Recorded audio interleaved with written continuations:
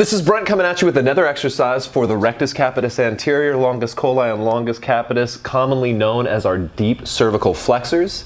These muscles have a propensity to get underactive and weak in cervical dysfunction, as well as play a role in upper body dysfunction. Now, we've done a couple previous videos where we did stabilization exercises and then stabilization with integration exercises. This exercise is almost a regression from those two videos. This is almost pure isolated activation for the deep cervical flexors. So I'm going to have my friend Yvette come out. You'll notice she's got a little bit of resistaband tape here. What Yvette is going to do is she's going to wrap this around the back of her neck, right, because we want to resist retraction, and then she's going to push out and hold on to this mirror. So why don't you go ahead and show them that.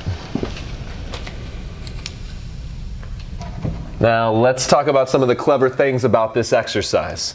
So as soon as she pushed out, I can now cue protraction and depression of her scapula, so now her scapula is stabilized.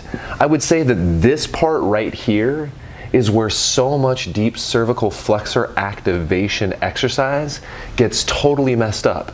This is a lot where the compensation happens. So by being able to stabilize her shoulder girdle, I just made this exercise a whole lot better.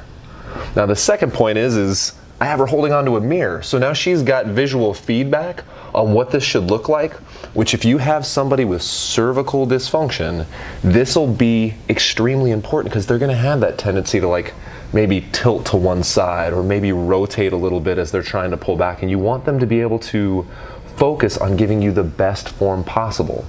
So now what is the exercise? Well, the exercise is actually fairly simple.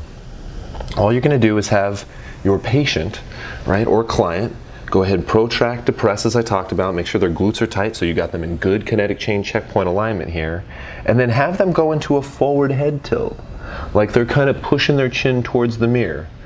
And then all you're going to do is cue a chin tuck and retraction, making sure you pay very careful attention to getting as much out of that retraction as you possibly can. Chances are if they have cervical dysfunction or upper body dysfunction, it's not going to be the beginning part of that movement that's hard at all. It's going to be those last few degrees that get them back to neutral position or maybe even beyond neutral where you're going to need the most strengthening. Let's go ahead and try that again. Good. And back.